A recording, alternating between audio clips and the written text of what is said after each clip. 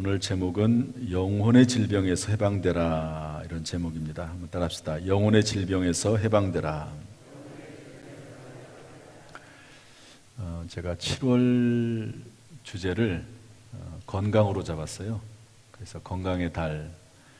요즘 이모저모 많이 아프신 분들이 좀 있습니다. 우리 교회뿐만 아니라 다른 교회도 또 우리 전체 국민들도 마찬가지입니다. 그래서 영혼의 질병에서 해방되라, 이제 그런 건강에 대한 주제를 가지고 지난주에도 설교를 했고, 이번 주일도 그렇게 하고, 다음 주일에도 하고, 또 주중에도 그런 관점으로 성경을 보면서 말씀을 전하려고 합니다. 사람은 영과 혼과 몸으로 구성되어 있습니다. 그런데 하나님은 우리의 영과 혼과 몸이 흠없이 보존되기를 원하십니다. 그런데 우리는 일반적으로 몸의 병에 대해서는 민감해요. 왜냐하면 현실적으로 눈에 보이고 불편하거나 고통스럽죠. 당장 여러분 몸이 아프면 얼마나 불편합니까? 조그만한 가시 하나가 몸에 박혀도 그것 때문에 온 신경이 쓰이지 않습니까? 그래서 몸의 병에 대해서는 민감한데 영혼의 질병에 대해서는 잘 느끼지 못합니다. 그렇지만 몸의 질병은 영혼의 질병과 깊은 연관이 있습니다. 오늘 본문의 말씀 보면은요, 영혼의 질병은 사람을 어리석게 하고 뼈를 썩게 합니다. 어리석게 한다는 말은 뭐죠? 영혼의 질병이 있을 때 사람의 판단력이 상실됩니다. 제대로 분별하지 못하게 돼요. 그래서 미련한 길로 가게 되는 거죠. 미련한 길로 가게 되면 결국에는 그 인생이 파멸에 이르게 됩니다. 뼈를 썩게 한다는 말은 뭐냐면 그 육체가 건강을 상실할 수도 있다는 거거든요. 영혼의 질병으로 말미암아 사람의 몸이 상하게 되고 인생도 어렵게 되는 그런 일이 있을 수 있다 하는 것을 말씀해주고 있습니다. 우리가 잘 알고 있는 다윗은 밧세바라고 하는 여인과 간음하죠. 그리고 나서 그 남편을 죽도록 이렇게 전쟁터에 내보냅니다. 그리고 나서 마음이 편했겠습니까? 야, 이제 됐다. 이제 남편도 죽었고 또 이 밧세바도 내 아내로 취해서 궁으로 데리고 왔으니까 잘 됐다. 여러분 그렇게 마음이 편하겠습니까? 절대 그렇지 않죠. 다윗에게는 성령이 안에 있었고, 그리고 다윗은 하나님의 사람 아닙니까? 그래서 시편 32편 3절 4절 말씀 보면 그때 범죄했을 때의 심정을 기록해 놓고 있는데요, 이렇게 되어 있습니다. 내가 입을 열지 아니할 때에, 즉 회개하지 않았을 때에 종일 신음함으로 내 뼈가 쇠하였도다. 주의 손이 주야로 나를 누르시오니 내 진액이 빠져서 여름 가뭄에 마름같이 되었나이다. 너무너무 괴로운 거예요. 죄를 져서. 어떤 사람이야 죄를 져도 양심이 화인 맞아가지고 전혀 거기에 대해서 고통이 없는 사람도 있긴 하지만 다윗은 그렇지 않습니다. 우리 예수 믿는 사람들, 그리스도인들은, 예수 믿고 그 양심이 살아난 사람들은 그럴 수가 없는 것이죠. 그래서 뼈가 쇠했다. 온 몸이 다 아프다. 그리고 내 진액이 빠져서 도저히 견딜 수가 없다. 이렇게 다윗은 고백을 했습니다. 따라서 우리는 육체의 질병을 치료하기에 앞서 또는 동시에 육체의 질병이 생겼다. 그러면 약 먹고 병원에 가고 육체의 질병만을 치료하려고 애를 쓰기보다는 그것보다도 앞서 또는 그와 동시에 영혼의 질병을 치료해야 되고, 그리고 영혼의 질병에서 해방되어야 될 필요가 있음을 말씀해주고 있습니다. 중풍병 환자가 하나가 있었습니다. 그런데 그 사람이 움직일 수가 없으니까, 또 예수님은 어떤 병이든지 고치신다는 그 소문을 듣고 예수님에게 그 중풍병자를 데리고 가려고 했는데 움직일 수가 없으니까 내 친구가 침상에 이렇게 올려놓고 그리고 그 사람을 예수님에게 데리고 왔습니다. 그런데 사람들이 꽉 차가지고 들어갈 수가 없어요. 집 안으로 들어갈 수가 없습니다. 그래서 어떻게 했죠? 지붕을 뚫고 예수님에게 내려서 예수님 좀 고쳐주세요. 그랬더니 예수님이 그 모습을 보시고 얼마나 참 귀합니까? 그 친구를 사랑하는 마음, 그리고 끝까지 포기하지 않고 지붕을 뚫어서라도 내가 재정적인 손실을 입더라도 물어줘야 될 거 아니에요. 그러니까 재정적인 손실을 입더라도 이 친구를 치료하려고 하는 그 믿음, 그 사랑, 그 마음이 얼마나 귀합니까? 그래서 예수님이 고쳐주시는데요, 뭐라고 말씀하시죠? 중풍병에서 일어나라, 이렇게 말씀하지 아니하시고 내 죄 사함 받았느니라, 이렇게 말씀하세요. 한번 따라합시다. 내 죄 사함 받았느니라. 이게 무슨 말씀이죠? 그 사람의 중풍병이 치료된다고 하는 것은 곧 그 사람이 죄에서 해방된다고 하는 것을 의미하고 있습니다. 모든 병이 죄로부터 나오는 것은 아니지만 적어도 이 중풍병자의 병은 어디서 나왔습니까? 죄로부터 나온 거예요. 죄 때문에 중풍병이 생겼고, 그리고 예수님은 따라서 중풍병을 치료하기 이전에 먼저 내 죄사함 받았느니라 이렇게 말씀하면서 죄의 문제를 터치하십니다. 그러므로 성경의 요한 3서 1장 2절 말씀 보면 사랑하는 자여 내 영혼이 잘됨 같이, 내 영과 혼이 잘됨 같이 내가 범사가 잘되고 강건하기를 내가 간구하노라. 육체의 질병에서 해방이 되고 건강해질 때 범사가 잘 될 수 있고, 또 그리고 육체까지도 강건하게 하시는 것이 하나님의 계획과 섭리다 하는 것을 알 수가 있습니다. 그러므로 우리는 영혼의 질병에서 먼저 해방이 돼야 돼요. 제가 다음 시간이나 그 다음 시간에는 육체 질병에 대한 이야기도 좀 하려고 합니다. 어쨌든 먼저 영혼의 질병에서 해방이 돼야 되는데, 해방이 되지 않으면요 참 괴롭습니다.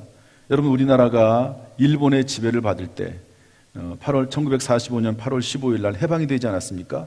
그런데 36년 동안 일본의 지배를 받으면서 얼마나 많은 착취를 우리가 받았습니까? 또 그리고 얼마나 많은 울분 가운데 있었습니까? 여러분, 이 영혼의 질병에서 해방되지 못하면 그런 일이 우리에게 생기는 것이죠. 제가 이전에 그 구치소에서 예배를 인도한 적이 있습니다. 구치소에 가보셨어요?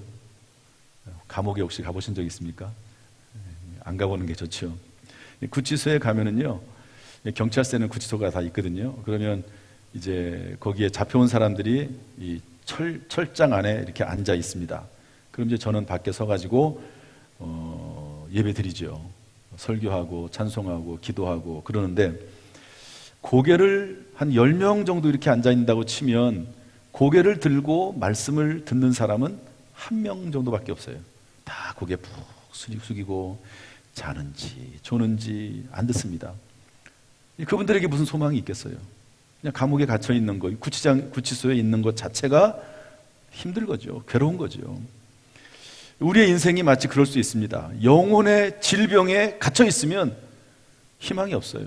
소망이 없어요. 기쁨이 없습니다. 즐거움이 없습니다. 행복이 없습니다. 따라서 무엇보다도 영혼의 질병에서 해방되는 것이 중요한 것이죠. 그렇다면 첫 번째로 영혼의 질병에는 무엇이 있으며 그 드러나는 현상은 무엇일까요? 한번 따라합시다. 영혼의 질병에는 무엇이 있으며 드러나는 현상은 무엇인가? 예. 영혼의 질병, 도대체 뭐지? 영혼의 질병이 육체적인 질병이야, 뭐 암에 걸렸든지, 뭐 뼈가 부러졌든지, 뭐 간이 손상을 입었든지, 금방 진단해 보면 알잖아요, 어느 정도. 그런데 영혼의 질병은 뭐냐? 그 현상은 뭐냐? 첫 번째 영혼의 질병은 뭐냐면요, 시기입니다. 시기. 시기란 샘을 내서 미워하는 것을 말합니다.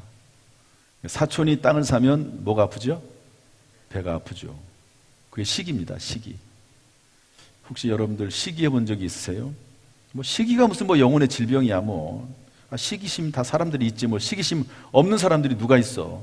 다른 사람들이 나보다 더 똑똑하면 시기심이 생기잖아요. 좋은 대학 들어가고 또 좋은 아파트, 좋은 집을 사면 은근히 축하해 주면서도 마음속에 부러움이 있고, 조금 지나치면 셈이 나고, 그리고 심지어 미워하는 마음도 들 수 있습니다. 이 시기가 아무것도 아닌 것 같은데요, 그것이 조금 심하면 큰 질병이 되고, 그리고 그 시기심을 통해서 다른 사람을 해치고 거짓말하고 음모하고 모략하고 선동하고, 심지어 시기심 때문에 다른 사람에 대해서 폭력을 행하고 살인까지도 불사하는 것이 시기심입니다. 여러분, 그 대표적인 예가 누구냐면 예수님입니다. 예수님께서 십자가에 달려 돌아가시기 전에 이제 빌라도라고 하는 로마 총독에게 재판을 받았습니다. 이 재판을 받아 보니까 로마 총독이 이 예수라고 하는 사람이 죄가 없어요. 이 젊은이가 죄가 없습니다. 그런데 예수님을 십자가에 못 박으라고 자꾸 제사장들과 무리들이 외치는 거예요. 도대체 왜 그러나? 그런데 이 마가복음 15장 9절 10절에 보면 이렇게 되어 있습니다. 빌라도가 대답하여 이르되 너희는 내가 유대인의 왕을 너희에게 놓아주기를 원하느냐 하니, 이는 그가 대제사장들이 시기로 예수를 넘겨준 줄 알미러라. 이 재판장으로서 빌라도가 재판을 해보니까 예수 이 젊은 사람이 죄가 있는 게 아니고 제사장들과 서기관들, 바리새인들이 시기했다는 거예요. 시기. 왜냐하면 지금까지는 사람들이 전부 바리새인들, 서기관들에게 찾아와가지고 질문하고 물어보고 율법에 대해서 가르침을 받고 이렇게 했는데, 이제는 거의 모든 사람들이 예수님 젊은 저 청년, 시골에서 올라온 젊은 청년에게 찾아가서 물어보고, 그리고 그가 딱 떴다 그러면 수만 명이 움직이고 다니고, 심지어 밥도 안 먹고요, 도시락 싸고 다니면서 예수님에게 예배드립니다. 그리고 예수님에게 찾아가면 예수님께서 그냥 보내시는 것이 아니라 배고플 때는 먹을 것도 주시고, 그리고 병도 치료해 주시고, 심지어 죽은 자도 살리시는 것을 보고 나서요, 본인들이 어떻게 할 수가 없어요. 본인이 도저히 따라갈 수가 없는 거니까. 그런데 마음속에 무슨 마음이 드냐면 시기심이 드는 거예요. 시기심. 그러니까 예수님을 십자가에 못 박도록 거짓으로 고소고발을 해가지고 예수님을 죽이는 거죠. 여러분, 시기심은 무섭습니다. 그냥 보통 시기심이야 그냥 지나가는 거지만, 시기심이 한번 깊이 빠져들면은요, 거기에는 논리도 통하지 않습니다. 합리적인 말도 들어오지 않습니다. 그때부터는 어떤 말을 했든지 간에, 어떤 행동을 했든지 간에 상대방, 그 사람을 넘어뜨리고 심지어 죽이려고 하는 것이 시기심입니다. 사도행전 7장 9절에 보면 요셉의 이야기가 나옵니다. 여러분, 요셉을 형들이 팔았잖아요. 처음에는 팔 생각도 하지 않고 아예 죽일 생각을 했습니다. 그래가지고 요셉이 도시락 가지고 오는데 10명의 형들이 그 동생을 죽이려고 합니다. 나중에 이제 우리가 죽일 것까지 있느냐 그래서 팔아 넘기는데, 성경은 뭐라고 말씀하고 있냐, 이렇게 기록하고 있습니다. 여러 조상이, 이복 형들이죠, 요셉을 시기하여 애굽에 팔았더니 하나님이 그와 함께 계셔. 동생 애굽을 왜 팔았습니까? 시기해서. 이 애굽은 그 아버지 야곱이 사랑하는 아내에서부터, 라헬에게부터 태어난 아들이거든요. 그러니까 일도 안 시켰어요. 그리고 좋은 채색 옷, 우리로 말하면 비단 옷을 입혀놓고요, 특별 대우를 하니까 너무 싫었어요. 그리고 샘이 나고 미웠습니다. 그 샘나고 미우니까 시기심이 생기고 어떡하죠? 죽이려고 하는 겁니다. 시기심에서 나오는 거죠. 이게 영적인 질병입니다. 사도 바울이 이곳저곳 다니면서 복음을 전합니다. 사도행전 17장 4절 5절 말씀 보니까, 그런데 사도 바울이 복음을 전했는데 그 중에 어떤 사람 곧 헬라인의 큰 무리와 적지 않은 귀부인도 권함을 받고 바울과 신라를 따르나, 그러나 유대인들은 시기하여. 사도 바울이 복음을 전하고 말씀을 전하니까요, 많은 사람들이 따랐습니다. 그리고 귀부인들, 귀족들, 이런 여인들이 그 사도 바울을 따르고 존경하고 말씀 듣고 그러는데, 그때 유대인들이 그것을 보고 뭐가 들었다고요? 시기심이 들었답니다. 시기심. 이 종교적인 이유가 아니에요. 뭐 사도 바울이 뭐 잘못된 가르침을 가르고 헛된 사상을 가르치고 철학을 가르쳤다고 그들은 얘기를 하지만 겉으로 드러날 때는 속은 뭐라고요? 시기심입니다. 시기심. 그래서 어떻게 하죠? 저자의 어떤 불량한 사람들을 데리고 때를 지어 성을 소동하게 하여. 불량한 사람들이 뭐죠? 동네 깡패들, 양아치들, 이런 사람들 돈 주고 사가지고 사도 바울을 붙잡게 하는 거예요. 성을 막 소동하게 하고, 거짓말하고 저 사람들이 지금 잘못된 사상을 가르치고 있다고. 사실은 속에는 시기심인데, 그래서 그들을 백성이 끌어내려고 찾았다, 이렇게 되어 있습니다. 시기심이죠. 여러분, 시기심은 큰 병입니다. 혹시 우리의 마음속에 어떤 대상에 대해서 시기하는 마음을 가지고 있지는 않습니까? 여러분, 그것도 웬만큼 해야지 한계를 넘어서면 그때부터는 질병이 됩니다. 그때부터는요, 서서히 인생을 파괴하게 만든다는 생각을 여러분 깨달으시고, 우리 안에 있는 시기심을 이 시간에 예수의 이름으로 제거하는 은혜가 있기를 주님의 이름으로 축복합니다. 두 번째로, 영혼의 질병에는 어떤 게 있냐면 교만이라는 게 있습니다. 교만. 한번 따라합시다. 교만. 교만은 잘난 척하고 뽐내고 건방진 것을 말합니다. 교만한 사람들은요, 건방져요. 그리고 자꾸 자기 자신을 드러내려고 그래요. 교만한 사람들의 특징이거든요. 잘난 척해요. 그런데 놀랍게도 이 교만에 드러나는 현상이 있는데, 첫 번째는 분노입니다. 두 번째는 우울증입니다. 희한하죠?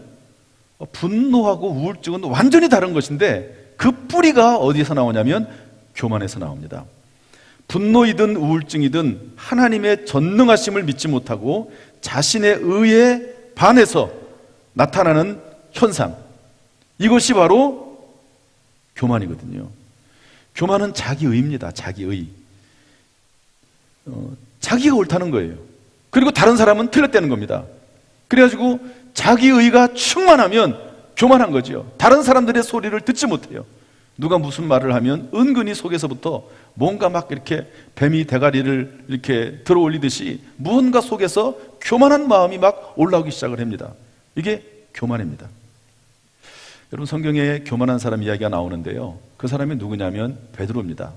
한번 잘 들어보시죠. 예수님께서 어느 순간부터 예수님께서 십자가를 지고 돌아가실 것과 3일 만에 부활하실 것에 대한 이야기를 하시기 시작을 했어요. 예수님 이 땅에 오신 목적이기도 하니까. 그런데 그 이야기를 딱 듣는 순간 베드로, 예수님의 수제자죠, 첫 번째 제자 베드로가 어떻게 합니까? 마태복음 16장 22절 말씀 보니까 베드로가 예수를 붙들고 항변하여 이르되 주여 그리 마옵소서, 이 일이 결코 죽게 미치지 아니하리이다. 여러분, 예수님이 누굽니까? 하나님의 아들이 아니십니까? 예수님은 자기의 스승이에요, 스승. 그런데 그 예수님을 붙잡고 항변해서, 왜 그렇죠? 자기 생각하고 다른 거예요. 자기 생각하고 다르면 예수님의 생각도 예수님의 말씀도 거절하는 겁니다. 이게 뭐죠? 교만입니다. 교만. 베드로가 아직 은혜 받지 못하고 깨닫지 못해서 그 속에 교만이 가득 차서 예수님이 하신 말씀도 자기 의에 빠져서 받아들이지 못하는 그런 현상, 분노가 나오는 거죠. 여러분, 화를 잘 내는 분들이 있습니다. 화를 잘 내는 분들은 물론 그런 성격을 가지고 있는 경우도 없지 않아 있어요. 성품이 그럴 수도 있습니다. 그러나 그 깊은 내면 속에 교만이 들어가서 분노할 수 있습니다. 그렇죠. 교만한 사람 화를 잘 내요. 자기 생각하고 다르니까. 자기 생각하고 다르면 그걸 절제하지 못하면 화를 내는 거예요. 분노하게 되는 겁니다. 그런데 놀랍게도 교만의 또 다른 모습이 뭐냐면 우울증입니다. 성경의 대표적인 사람이 엘리야인데요, 여러분, 엘리야가 바알 선지자 850명과 목숨 건 싸움을 합니다. 혈투를 합니다.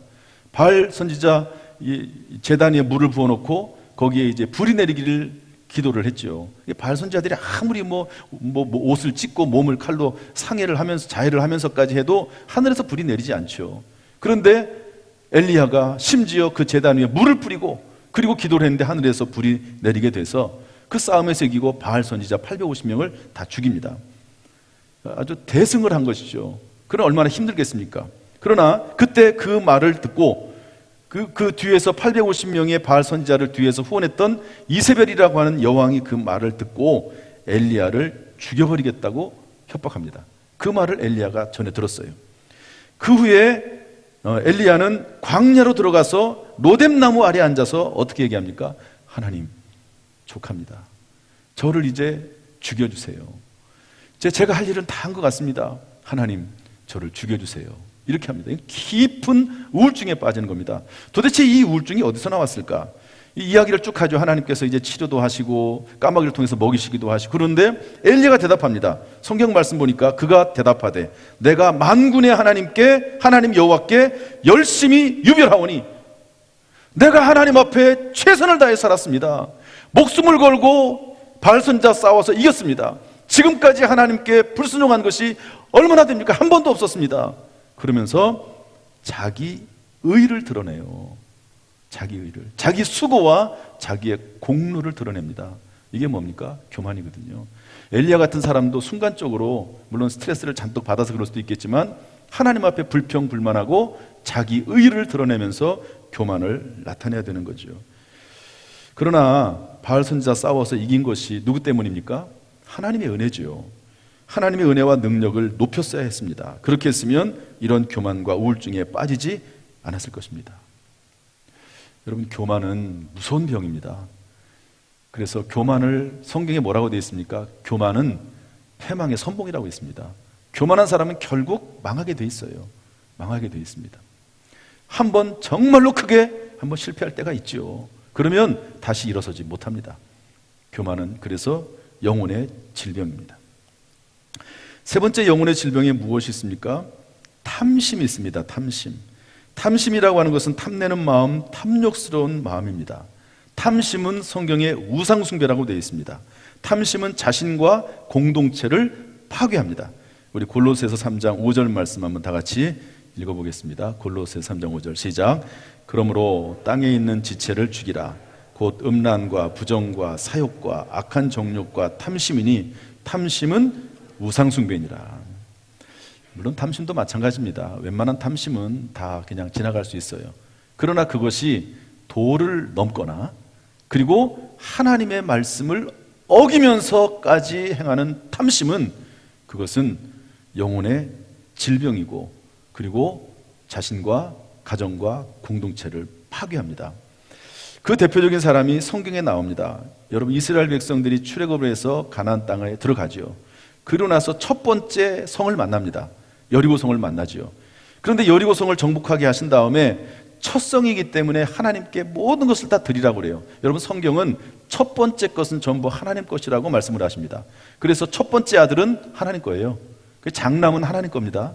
그 장남을 위해서는 그래서 이스라엘 백성들은 장남 그렇다고 하나님의 전에 드릴 수는 없잖아요. 그러니까 장남에게는 속전을 냈습니다. 속전을 드리게 돼 있고요. 첫 번째 난 새끼도 하나님 거기 때문에 하나님께 바치도록 되어 있습니다. 곡식을 수확하고 첫 번째 수확한 것은 하나님께 다 드리도록 되어 있어요. 첫 번째 난 거거든요. 첫 번째 거. 이 여리고성이 이스라엘 백성들이 가나안 땅을 정복함에 있어서 첫 번째 성이기 때문에 그 성에서 나오는 모든 노략, 이 포획물들은 짐승이 됐든 물질이 됐든 모든 것들은 다 하나님에게 바칠 것을 그렇게 하나님께서 명령을 했습니다. 그런데 그 중에 한 사람인 아간이라고 하는 사람이 시날산의 아름다운 외투 한 벌, 은 200세겔, 금덩이, 무게가 50세겔 되는 금덩이를 보고 탐내어 가졌습니다. 그리고 감춰놨어요. 여러분, 그 결과는 뭡니까? 그 다음 전투 아이성이 조그마한 성인데요. 그 아이성 전투에서 대패합니다. 그리고 그 원인을 하나님께 물어보니까 누군가 하나님께 바친 물건을 훔쳤다는 거예요. 도둑질했다는 겁니다. 탐내서 훔쳤다는 거예요. 그 사람을 색출하라는 거죠. 그래서 하나님이 시키신 방법대로 색출을 했더니 아간이라고 하는 사람이 뽑혔어요. 드러났습니다. 여러분, 그래서 어떻게 합니까? 아간과 그의 가족들과 온 재산을, 가축들까지 다 불살라서 아걸골짜기에서 불태워 없애버립니다. 자신이 망하는 것이고 공동체가 망하는 것이고 가족이 망하는 거죠. 어디서 나옵니까? 탐심에서 나와요. 그래서 가끔 가다가 정말 실수하는 사람들이 있어요. 탐심. 일확천금을 노리고 한꺼번에 어디에다가 투자했다가 이것저것 생각도 하지 않고 투자했다가 탐욕에서 나오는 거거든요. 그래가지고 자기만 손해를 보는 게 아니라 온 가족이 재정적인 어려움에 빠져가지고 헤어나지 못하는 일생이 패망하게 되는 그런 경우도 없지 않아 있습니다. 이런 것들이 어디서 나옵니까? 탐심, 영적 질병에서 나온다는 것을 알려주고 있습니다. 여러분, 혹시 이런 질병이 혹시 우리 가운데 있지는 않습니까? 이런 질병에 대해서 육체적인 질병에 비해서 너무 간과하는 경향이 없지 않아 있는데 이런 질병이 더 중요하다는 것을 깨닫고 이런 질병에서 분별하고 또 해방될 수 있는 그런 지혜와 능력이 있기를 주님의 이름으로 축복합니다. 영혼의 질병은 그럼 왜 생기면서 어떻게 치료해야 되나요? 이 얘기를 하려면 또 1시간이 지납니다. 그래서 오늘은 한 가지만 짧게 이야기하고 다음 시간에 더 하려고 합니다. 다 하려고 했는데 더 시간이 안 돼요. 저를 따라하시죠. 영혼의 질병은 왜 생기며 어떻게 치료해야 하나? 어떤 권사님께서 고열과 두통과 구토, 설사, 또 온몸이 굳고요, 먹지도 못하고 움직이지도 못해서 죽을 것 같았습니다. 그래가지고 당진에서 병원에 가서 치료를 받았는데 진척이 없어요. 서울에 갔습니다. 가서 알아보니까 쯔쯔가무시병에 걸린 거예요. 쯔쯔가무시병은 진드기병입니다. 털 진드기. 진드기 이렇게 선명으로 확대해서 보면 진드기가 있는데 털이 송송송송 나 있어요. 그런데 그 진드기가 주로 이제 허리, 이 바지에 있는 허리 그쪽, 그 다음에 양말 그쪽을 이렇게 물어요. 그러면 그것 때문에 진드기 바이러스에 감염이 돼가지고 조그만한 그 진드기 하나가 무는데요, 온몸에 그런 엄청난 영향이 생깁니다. 그래서 거의 아무것도 먹지 못하고 누워가지고 정말 옆에서 볼 때는 죽을 것 같고 반절은 죽은 것처럼 그 정도까지 됩니다. 치료를 빨리 받지 못해서. 근데 서울의 병원에 가가지고 알아봤더니요, 쯔쯔가무시병이라고 하는 것을 발견했어요. 그리고 나서 거기에 맞는 약을 주면서 치료를 했더니 회복이 되기 시작을 했습니다. 그 원인을 제대로 파악해야 하는 것이죠. 영혼의 질병을 일으키는 게 분명히 있습니다. 우리는 자꾸 잊어버리고 간과하는데 영혼의 질병을 일으키는 것은 우리를 어리석게 하고 뼈를 썩게 만드는 질병의 원인이 되기 때문에 그것을 찾아야 되는 것이고, 그리고 그에 맞게 치료를 해야 되는 것이죠. 그런데 영혼의 질병이 생기는 원인이 몇 가지가 있는데요. 첫 번째는 유전자입니다. 유전자.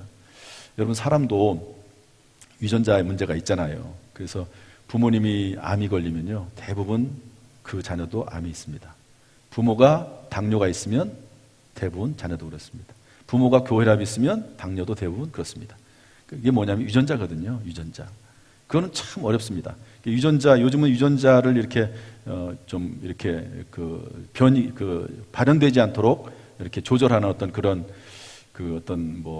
여러 가지 치료법들이 있긴 한데, 어쨌든 유전자는 발현이 되게 되어 있습니다. 그런데 영혼의 질병을 일으키는 유전자가 뭘까요? 그게 뭐냐면 죄입니다. 조금 더 정확히 말하면 죄의 속성, 죄의 성품, 죄의 경향성이에요. 사람에게는 죄의 경향성이 있습니다. 선한 그런 마음도 있겠지만, 그러나 사람은 왜 그런지 이 죄악 가운데 쾌락을 느끼는 경향이 있어요. 다른 사람이 잘 못되면 안타까운 마음도 있지만 또 이상하게 속에서 쾌감도 들기도 해요. 나는 괜찮은데 저 사람은 잘못됐네. 그런 마음들이 속에서 올라옵니다. 이 죄의 성향입니다. 경향성입니다. 육신의 정욕, 안목의 정욕, 이생의 자랑이 우리의 속에서 끊임없이 올라옵니다. 평소에는 괜찮은 것 같으나 어떤 문제가 딱 닥쳐오면 금방 드러나고 맙니다. 그래서 다윗은 뭐라고 말했냐면 시편 51편 5절 말씀 보니까 내가 죄악 중에서 출생하였으며 어머니가 죄 중에서 나를 잉태하였나이다. 옛날에 이성봉 목사님이라고 하는 분이 부흥사 1세대인데 우리 교단 목사님이시고 초기파적으로 엄청난 영향을 끼쳤던 목사님이십니다. 이성봉 목사님이라고. 근데 그분은 설교를 할 때 꼭 이 설교를 했습니다. 그분의 이제 그 테이프가 아주 낡은 테이프긴 하지만 전해 내려오거든요. 구정물 얘기를 하세요. 지금은 구정물이 없죠. 구정물 통이 없죠. 여러분, 저는 이제 어렸을 때 구정물 통을 봤는데 아마 다 보시기도 했을 거예요. 이제 구정물 통에다가 이것저것 다 붓고 막 물도 막 쏟아놓고 막 그러지 않습니까? 그러면 그게 한참 지나고 나면 음식물 쓰레기들이 다 밑에 가라앉아요. 그러고 나서 그 위에만 보면은요, 맑게 보여요. 그런 대로 괜찮아 보여요. 그런데 그 구정물통을 한번 휙 휘저으면 어떻게 되죠? 그 안에서 콩나물 대가리, 생선 대가리, 시금치, 먹다 남은 버린 거, 이런 것들 다 올라와요. 그런 것처럼 평소에는 괜찮아요. 그런데 무언가 자극을 딱 주면은요, 그 속에 있는 모든 죄된 성품들이 다 드러납니다. 분노로 드러나고, 우울한 마음으로 드러나고, 원망으로 드러나고, 그렇게 된다는 것이죠. 그래서 거기서부터 해방돼야 된다. 여러분, 죄의 유전자에서 해방되는 길은 오직 예수 그리스도의 피밖에 없습니다. 예수 그리스도의 피로 거듭나는 것이 유일한 길이요 희망입니다. 또한 그 위에 성령의 불로 그 모든 죄악을 태우는 것, 이것밖에 이 죄의 유전자를 태우는 길은 없음을 성경은 우리에게 알려주고 있습니다. 그래서 요한복음 3장 3절은 뭐라고 말씀하십니까? 예수께서 대답하여 이르시되 진실로 진실로 내게 이르노니 사람이 거듭나지 아니하면 하나님 나라를 볼 수 없느니라. 하나님 나라의 속성이 뭡니까? 로마서 14장 17절 말씀 보니까 하나님의 나라는 먹는 것과 마시는 것이 아니 오직 성령 안에 있는 의와 평강과 희락이라. 내 안에 있는 영혼의 죄에 대해서, 영혼의 악한 유전자가 해결되지 않는 한 하나님의 나라 의와 평강과 희락을 누릴 수가 없음을 성경은 말씀하고 있습니다. 그러므로 사랑하는 성도 여러분, 이 시간 무엇보다도 예수 그리스도의 십자가의 보혈로, 그리고 예수 그리스도의 그 은혜와 사랑으로 성령의 불로 충만해지기를 주님의 이름으로 축복합니다. 영혼의 질병은 사람을 밀어내게 하고 뼈를 썩게 만듭니다. 서서히 인생을 파멸로 이끌어 갑니다. 행복을 뺏어가고 기쁨과 소망을 빼앗아갑니다. 따라서 사랑하는 성도 여러분, 혹시 저와 여러분에게 영혼의 질병이 있다면, 그것이 발견된다면, 시기와 교만과 탐심 같은 그런 영혼의 질병이 내 속에서 독보석같이 자라고 있다면 여러분 그것을 분명히 진단하고 예수 그리스도의 십자가의 보혈로 성령의 불로 온전히 치료할 수 있기를 주님의 이름으로 축복합니다. 그래서 영과 혼과 육이 우리 주님 예수 다시 그리스도께서 강림하실 때까지 흠없이 보존되기를 예수님의 이름으로 축원합니다. 기도하겠습니다.